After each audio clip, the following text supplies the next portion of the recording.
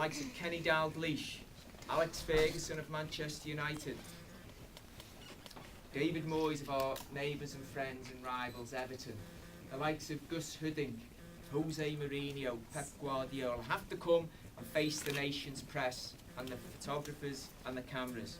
And it can be quite intimidating. The managers have got to be very careful what they say, because one word taken out of context can suddenly make a big headline the next day in the newspapers. So they've got to be very careful. Behind them are just boards on the wall. It's not some fancy studio in England or Europe, anywhere. They're just boards. And the reason they use the boards is that during the season there will be different logos for different teams, different logos for the different sponsors. Adidas, Standard Chartered, Gatorade, Lucozade, and the different club logos. Now, Liverpool's training ground is called Melwood. It's about 10 or 12 minutes from here, and that's where the players and the management go on a daily basis. For 9 or 10 months of the year, they've got to do interviews in front of similar type boards. Now, the reason we always bring the visitors in here, whether they're a Liverpool supporter, a supporter of another team, or if they've been dragged here kicking and screaming and they hate football, is because there's a bit of more history in this room than is seen in the eye. Do you remember that little photo I showed you in there of the boot room? Mm-hmm. The great think tank for the managers and the coaches for many decades. Well, through this old door to where the pillar and the clock is, that area over there, that is where that room used to be situated. That's where they would go in the afternoon, have a cup of tea or coffee, maybe something a bit stronger. Bud, you know what I mean? That's where they would do the tactics. Now, the reason it's not here today is because of money. In the early 1990s, what's known as the Premier League now was known to everyone else just as the First Division, Division 1. But with the likes of Sky TV, money was flowing into football. They wanted more access, more information.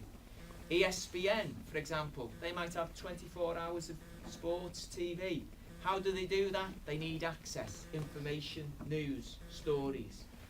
So, when Sky TV in England basically took over football and ploughed millions in and made a lot of the clubs rich, and the managers and the players, well, they wanted access. And Liverpool had to create one of these media rooms. Now, as we make our way round Anfield today, you'll see it's a very small ground, really. It's very old. It was first used 130 years ago. So Liverpool had a problem. Where are we going to put this media room?